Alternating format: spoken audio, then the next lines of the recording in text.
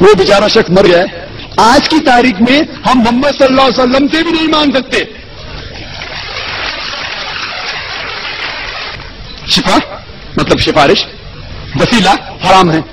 باقی لوگ کو تو چھوڑو، سنت اور باقی بابا لوگ کو چھوڑو، محمد صلی اللہ علیہ وسلم کو بھی ماننا ہمارے لیے حرام ہے. جو شخص مر چکا ہے وہ بیچارہ شخص مر گیا ہے.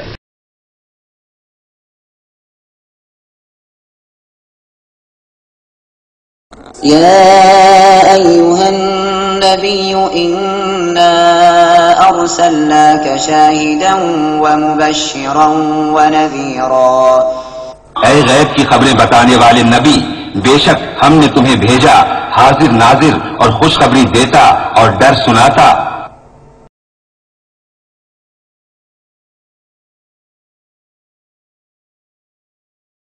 جنہوں نے اپنا مطلب مذہب کو ڈیپلی نہیں دیکھا ہوتا، نہیں جانا ہوتا، سنی سنائی باتیں ان کے ذہن میں ہوتی ہیں. ان کے ذہن میں تصور یہ ہوتا ہے کہ جب کبھی کوئی ایسی محفل ہوگی، نعتیہ محفل یا ذکر کی محفل، میلاد کی محفل، تو ہمارے نبی اس محفل میں ضرور تشریف لاتے ہیں. یا ایک کانسیپٹ ہوتا ہے کہ ہم کہتے ہیں یا رسول اللہ، اس کا مطلب ہے کہ ہمارے نبی ہر جگہ موجود ہیں، یہاں بھی ہیں، یہاں بھی ہیں، یہاں بھی ہیں، تو ہم نبی قریب کو قریب سے پکارتے ہیں یا رسول اللہ. یہ ہمارا خیال نہیں. پہلی بات یہ کہ یہ مسلمانوں کا عقیدہ نہیں ہے کہ جب بھی کوئی محفل ہوگی ہمارے نبی ضرور اس میں تشریف لاتے ہیں. یہ ہمارا عقیدہ نہیں. ہمارا یہ عقیدہ ضرور ہے کہ اگر ہمارے نبی تشریف لانا چاہیں تو اللہ کی عطا سے تشریف لا سکتے ہیں. اس میں فرق ہے. لاتے ہیں اور لا سکتے ہیں، اس میں فرق ہے.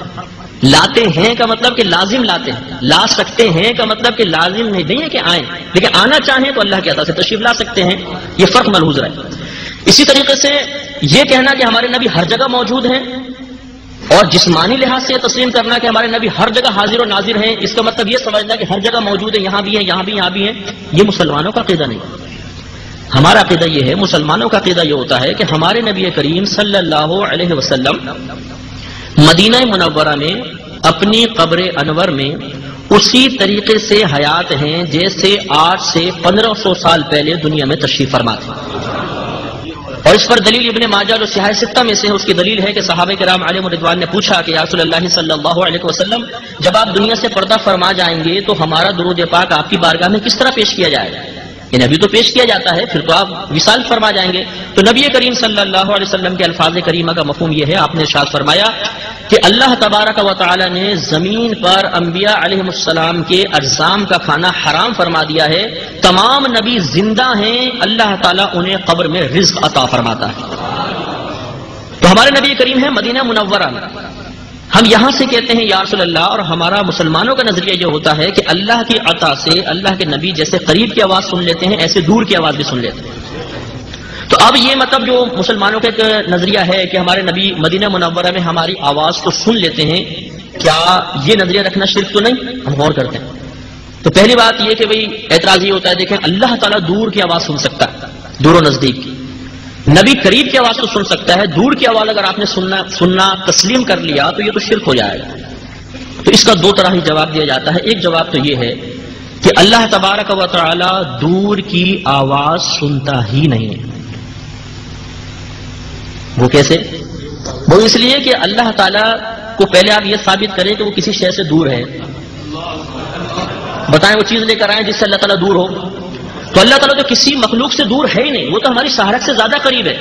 تو اللہ تعالیٰ تو فقط قریب کی آواز سنتا ہے، دور کی آواز سننا فقط نبی کا خاصہ ہو سکتا ہے. جو یہ کہے کہ اللہ تعالیٰ دور کی آواز سنتا ہے، پہلے وہ یہ ثابت کرے کہ اللہ دور ہے، اور یہ ثابت نہیں کر سکتا. ہاں شاید جس کا رب دور ہوگا وہ پکارتا ہوگا. ہمارا رب تو بہت نزدیک ہے، وہ تو شہرت سے زیادہ قریب ہے. ہاں ہمارے نبی جسمانی لحاظ سے ہم سے دور ہیں، روحانی اعتبار سے ہمارے قلب میں ہیں، جسمانی اعتبار سے دور ہیں، تو نبی کو دور سے پکارا جائے گا، اللہ تعالیٰ کو نہیں. ایک جواب تو یہ ہے. اور دوسرا برسبیل تسلیم، چلے ہم تسلیم کر لیتے ہیں کہ جو ہم جس کو دور کی آواز کہہ رہے ہیں وہ اللہ تعالیٰ سن لیتا ہے، مان لیں. تو پھر اب یہی بات کہ اب ہم یہ دیکھیں گے کہ نبی کریم کا دور سے سننا یہ بھی ایک صفت ہے، اللہ تعالیٰ کا دور سے سننا یہ بھی ایک صفت ہے. ان میں کوئی فرق بھی ہے کہ نہیں ہے؟ تو وہی تین فرقوں سے شرک جڑ سے اکھڑ جائے گا کہ اللہ تبارک و تعالیٰ کا دور سے سننا ذاتی، نبی کا عطائی، اللہ کا لامحدود، نبی کا محدود، اللہ کا غیر فانی، نبی کا فنا پذیر ہو سکتا ہے. تو اب آپ یہ بتائیے کہ پھر یہ شرک کیسے رہا؟ اچھا میلاد مصطفیٰ منائی 12ویں شریف، کیا یہ شرک ہے کہ نہیں؟ تو اب آپ خود غور کریں کہ میلاد پاک میں تو شرک کا شائبہ ہو ہی نہیں سکتا. شرک تو اس صورت میں ہو جب اللہ کے لیے بھی پہلے میلاد مان لیں.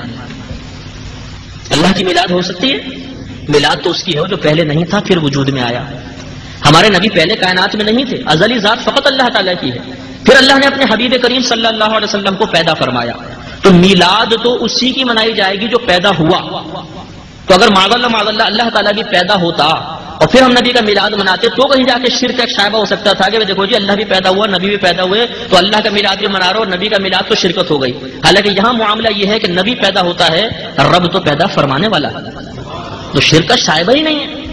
ابھی اتنی مطلب یہ کہ ایک غلط تاثر ہمارے ذہن کے اندر قائم ہو گیا ہے کہ بلا سوچے سمجھے ہم بات کرتے ہیں اور مسلمان کو کافر و مشرک کہہ دیتے ہیں.